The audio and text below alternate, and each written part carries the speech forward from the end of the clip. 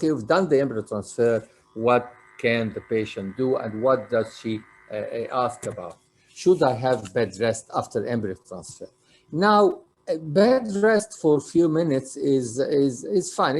We always do this, but really, should the patient have, for example, stay in bed for an hour, 2 hours, or half an hour even? The short answer is no. It does not help anything. This matter has been studied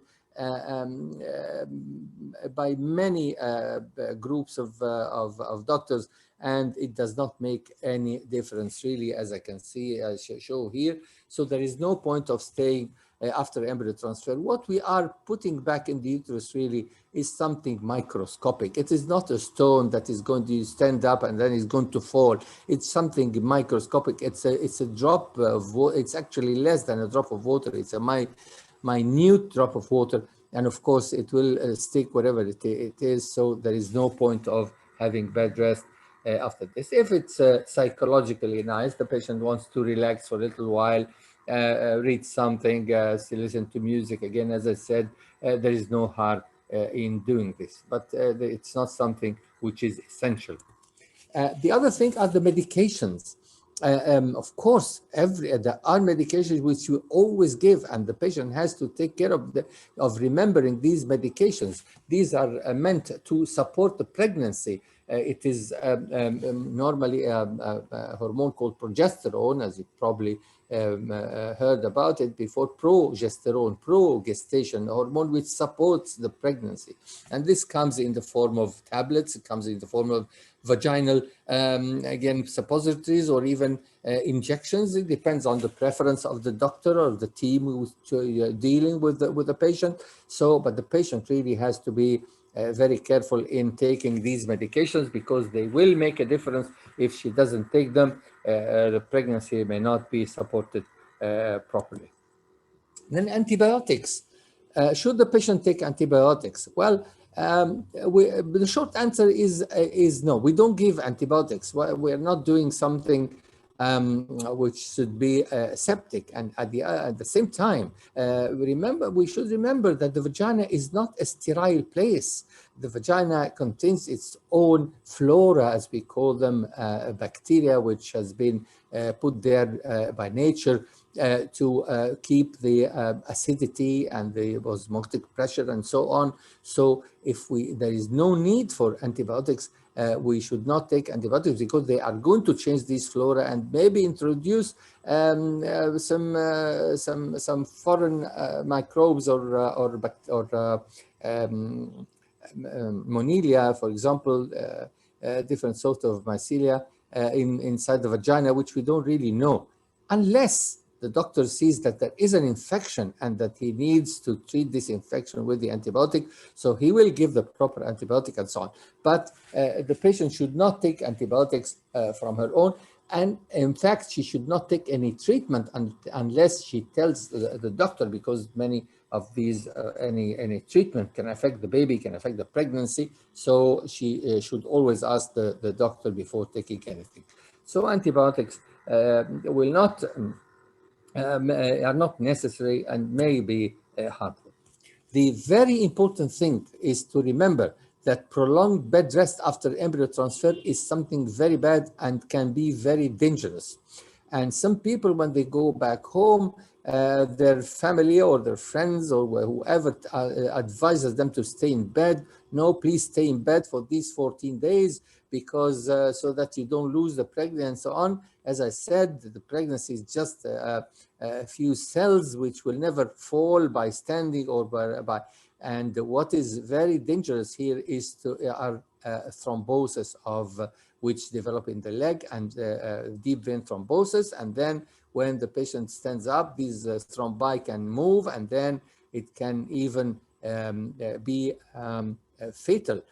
People have died from thrombosis. Of course, usually any person who has done a minor operation or even a bigger operation should not lie in bed for long times, because as we all know, sometimes the patient or the husband or her friends tell her, well, stay in bed, we'll bring you everything, we'll get you the food in the bed.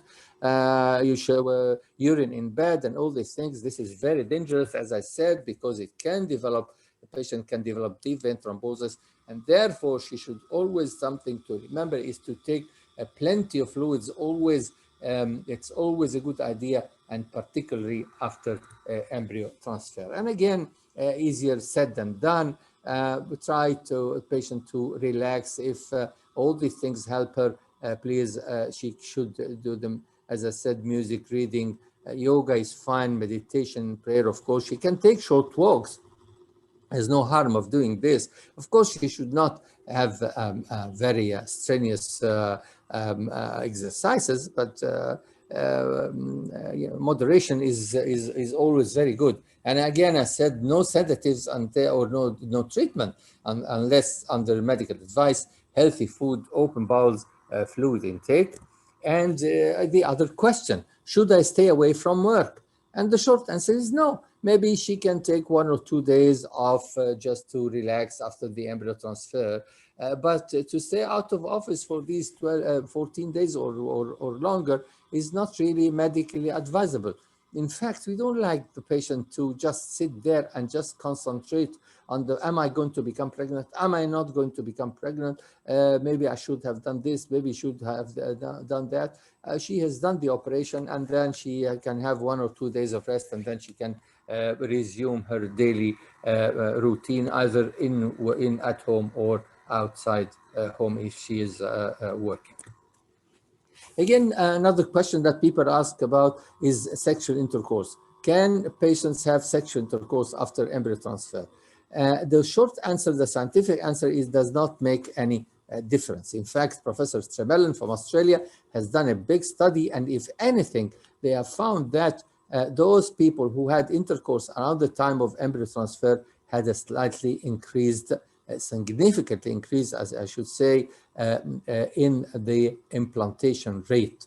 It's not the pregnancy rate, but the implantation rate. So but if, of course, people feel that it is wiser not to have intercourse, you're not going to force them to have intercourse, but just because sometimes people have intercourse and then they don't become pregnant, and then they start blaming themselves. So they should not blame themselves, because scientifically speaking, it does not make much any difference to have or not to have intercourse around the time of embryo transfer.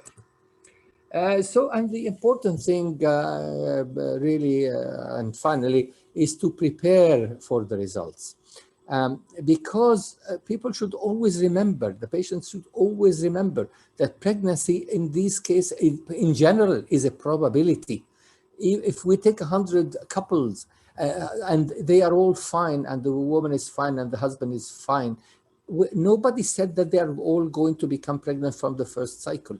It is only a probability, and in fact, it is a small probability.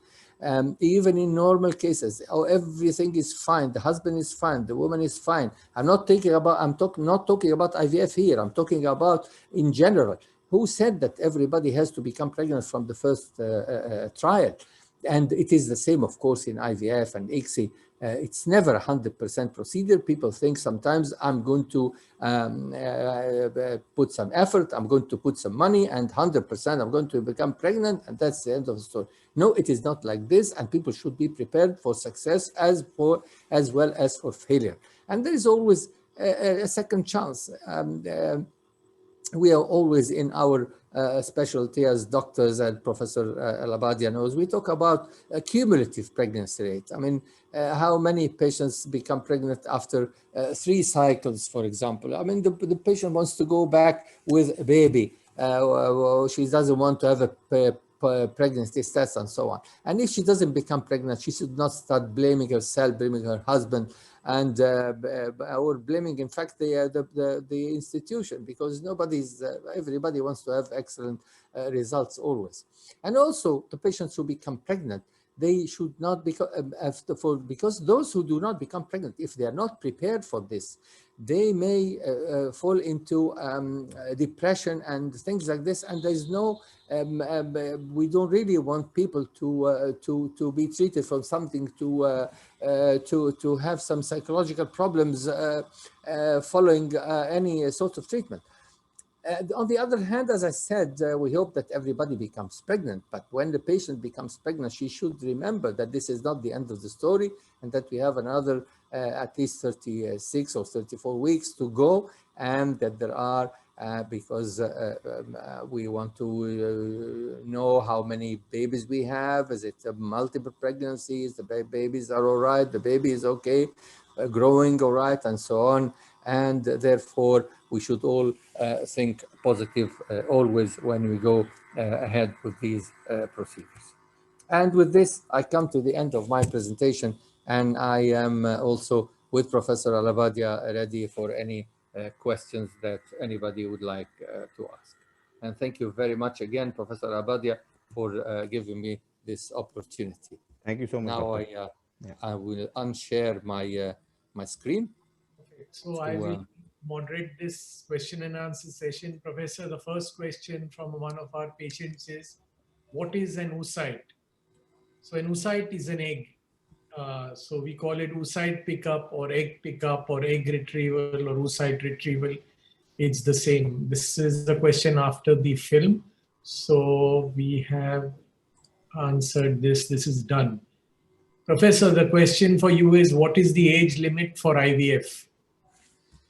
Well, for me, the age limit, as long as nature has given the lady the possibility of becoming pregnant, as long as she is having her cycles, there is a possibility of pregnancy, of course. But of course, we all know that possibility of pregnancy diminishes with time. The patient who is in her 20s is not like her 30s and not like her 40s. So there is no maximum, there is no exact number that we will say, well, after 45, that's enough, after 46, after 44. We know that the possibility can be very low. What is important is for us as doctors to explain to the patient that the possibility is low. It is only 5%. It is only 3%. It is only 1%. We have to be honest with the patient, as we are all, I know, people who have been in this business for long enough, like Professor Allahbadia and myself, we have to be clear with the patients. Now, this is from our side, because in our part of the world, we are not allowed to do embryo donation or egg donation for that matter. But I know Professor Allahbadia is an expert in also third-party reproduction. So he has practiced in many parts of the world, in some places where this is allowed and some places where this is not allowed. So in places where, because as doctors, we are not here to give lessons in morality. I cannot say that I am for embryo donation or against embryo donation. This is not my role.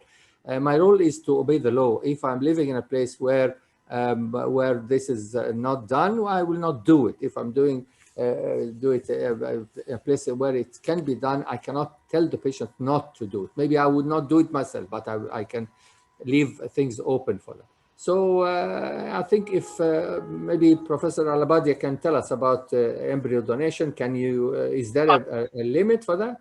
I will go one step further and tell you that in countries that even allow embryo donation or egg donation, different countries have regulatory bodies which have regulated reproduction in their countries and put an age limit.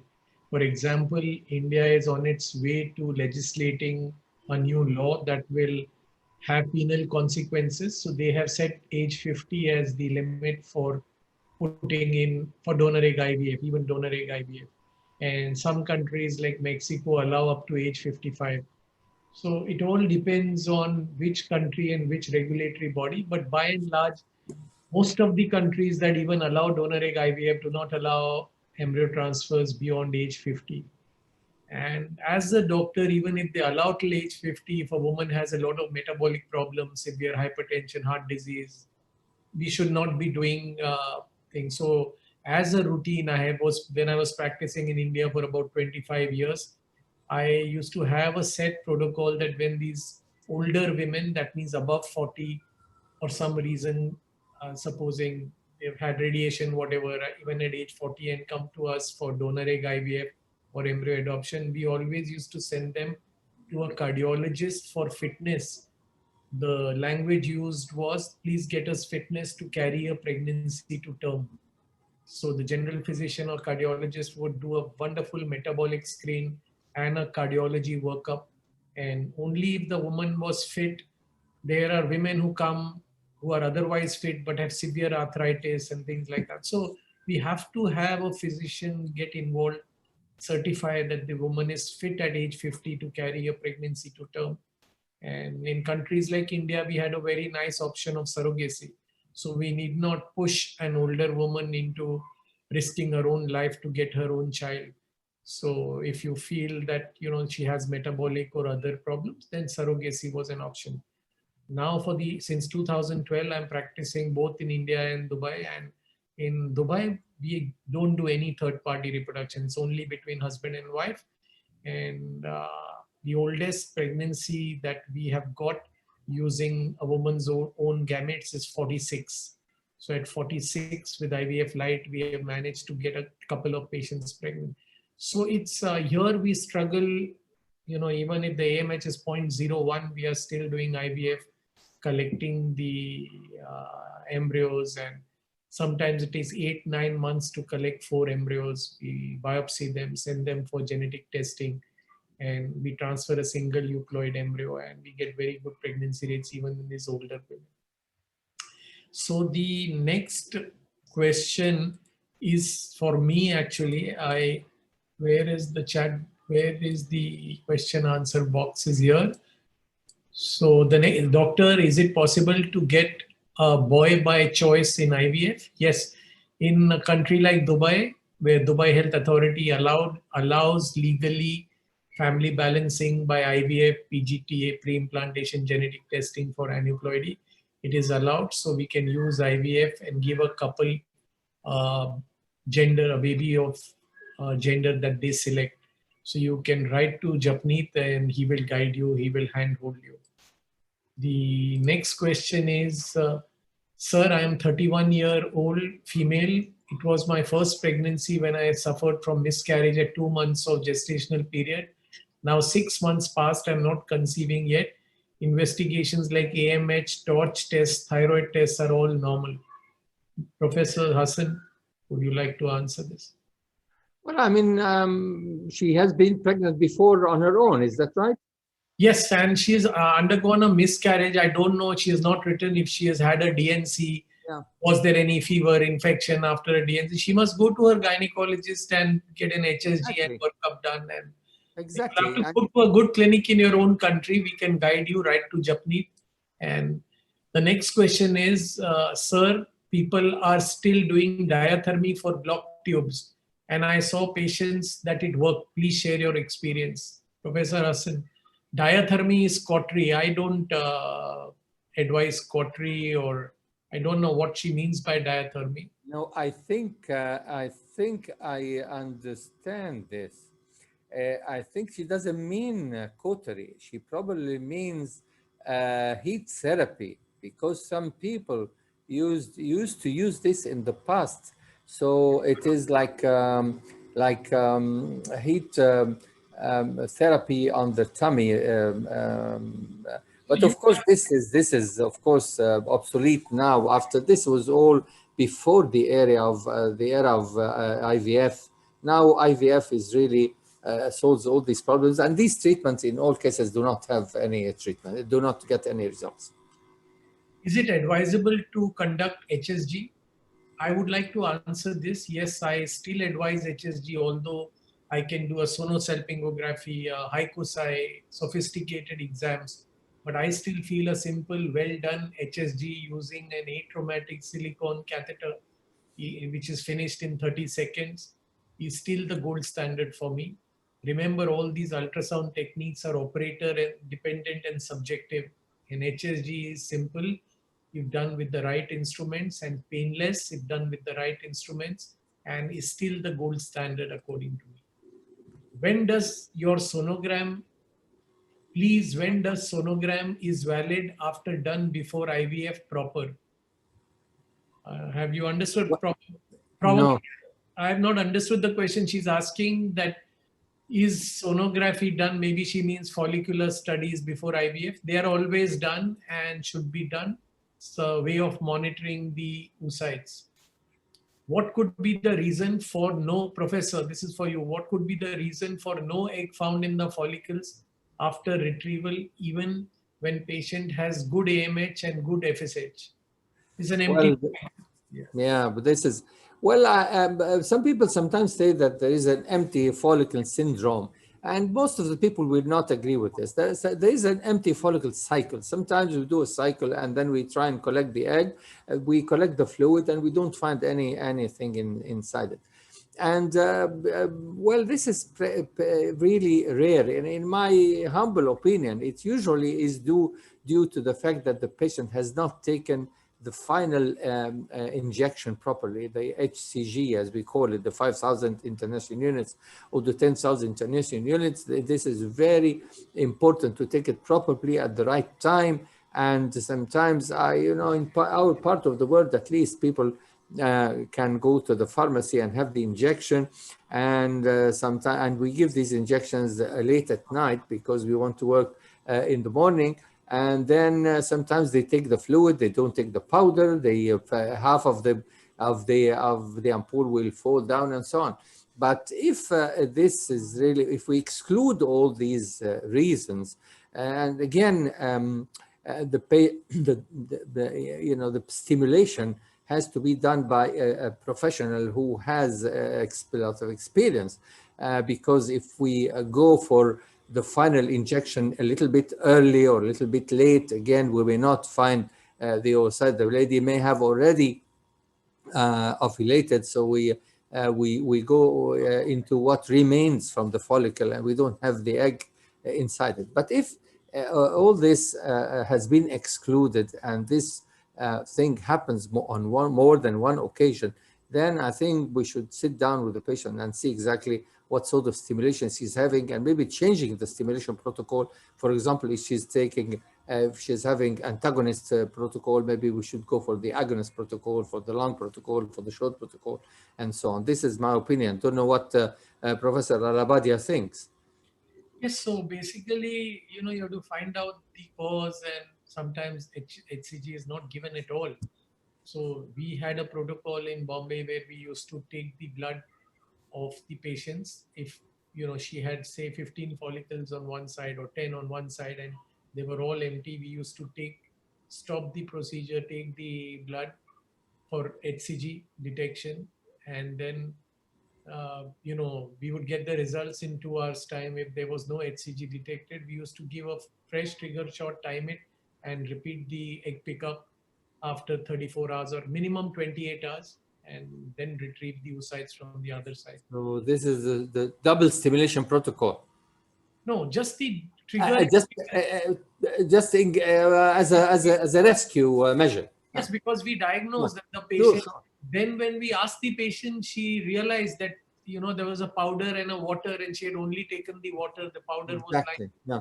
So we have learned with not so educated patients the mistakes they made, and all this go into empty follicle syndrome diagnosis. Exactly, So we do the same. Yeah. The next question is, must IVF embryo transfer be done under general anesthesia? So egg pickup and embryo transfer are two different things. Embryo transfer is universally not done under anesthesia, except for patients who have severe vaginismus, and they tell us right in the beginning, we will not allow anything without anesthesia. And we have done this small, less than 1% of patients under general anesthesia, even the embryo transfer.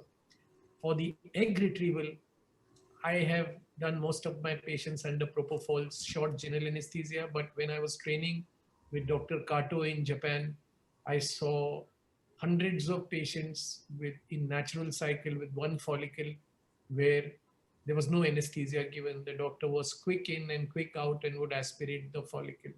I've also seen in Spain and in Japan and in Finland clinics using local block around the cervix in the posterior fornix when there are just couple of follicles, and giving local anesthesia and retrieval. But by and large, egg pickup is done under short general anesthesia the process under good hands.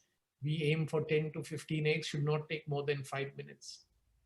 Yeah, we used to do the same. When I was in England, we used to do it under with just under sedation.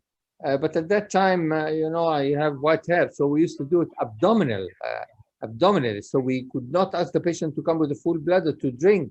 So so she could drink, but we could not give her anesthesia. So we used to do it like this. But as you say, we used to after that we used propofol, as you say, and so the next question is, sir, does clomiphene citrate given as first line, how does it compare with letrozole, or both are equivalent? Here you can give your opinion, then I will give my opinion. Okay, I mean, clomiphene citrate is the first line of treatment, has always been there for many, many years. And it is a good treatment and it works fine, and it's not as expensive as letrozole. So we always start with clomiphene citrate or with tamoxifen also. Then more recently, the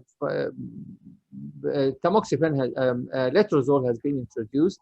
And the idea of letrozole is that it is more physiological. It will give us one oocyte, for example, which is more physiological and so on. It is more expensive. And if I may say again, some drug companies, it was not meant to be for ovulation induction in the first place. So we use it as off label, as we say it. And then if we're talking about a lady who is infertile, why do we want to stick to one egg if she has been trying for many years and she's not become pregnant? Maybe if she gets 2 follicles or 3 follicles, maybe this doesn't mean that she will definitely have twins or 3 times. Actually, she may not become pregnant after all. So I would start with clomiphene citrate. And then if the patient doesn't become pregnant after 2 or 3 cycles, actually I go to HMG, but yeah, so clomiphene is... my views are identical. I don't like letrozole at all. Letrozole is mainly a pharmaceutical company marketed drug. And I explain to my patients